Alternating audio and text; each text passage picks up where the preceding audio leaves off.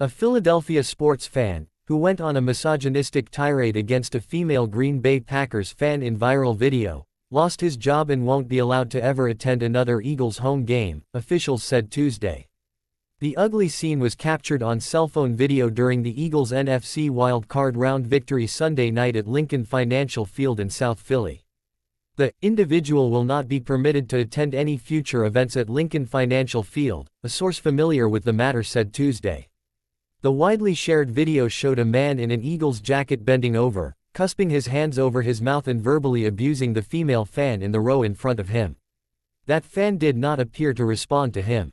Online sleuths connected the offending fan to a New Jersey management consulting firm, BCT Partners, that denounced its employees' behavior.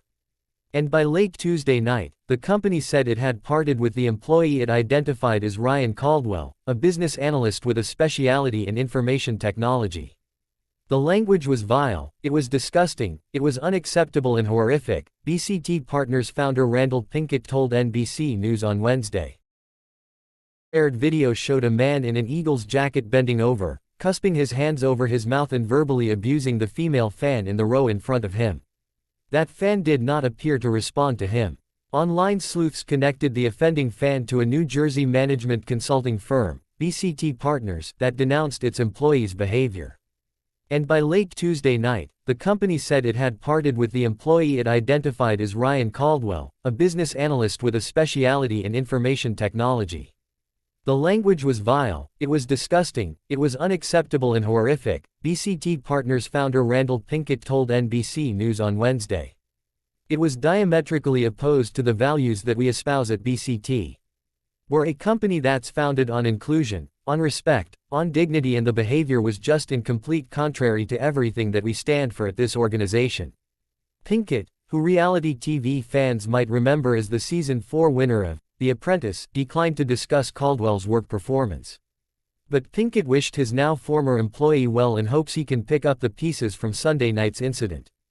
It's not just that we have parted ways with Mr. Caldwell, but we were very clear in our statement that we extended grace and support to him, that he could be better, Pinkett said. What troubles me is his behavior, but what also troubles me is the cancel culture that we live in, that doesn't afford people grace, that we don't have the opportunity to be better people and learn from our mistakes. In a statement to NBC News on Wednesday, Caldwell apologized for his behavior. While attending an NFL game last Sunday to support my beloved Philadelphia Eagles, an incident occurred that I deeply regret. What began as banter with two Packers fans sitting near me escalated to something more serious, and I said things that were unacceptable, according to his statement. In the heat of the moment, I chose unforgiving words to address one of the fans, Ms. Allie Keller. I want to sincerely apologize to Ms. Keller for those words, and to my wife, family, and friends, my former employer and colleagues, Packer fans, Eagle fans, the Philadelphia Eagles, the city of Philadelphia, and all who were offended. The Eagles won the game 22-10, advancing to play the Los Angeles Rams on Sunday afternoon. The fan targeted by Caldwell's rants, Allie Keller, and her fiancé, Alex Basara, told NBC Philadelphia they were initially having a good time at the game, even enjoying friendly banter with rival fans. He started out with playful jabs at first, or kind of just saying things to us right when we sat down, Basara told NBC Philadelphia. I chatted with him for a bit. But then he just kept saying some of the same things. Continued through the entire game. It got worse and worse as the game went on. We were surrounded by Eagles fans. We were getting all the attention. The man's comments became nastier as the Eagles' lead grew, the couple said. And then he just said, "Actually, you're not even good looking enough to be talking to me," Keller said. And then I said, "You know, what does that mean?" And he said, "You know what that means." And so I said, "Have you looked in the mirror yourself?" And he said, "Yeah, but I'm a man. I'm allowed to be ugly. You're a woman." Basara said recording the incident is what ended up de-escalating it. Keller said she was hesitant to say too much to the home team's fan because the atmosphere was hostile.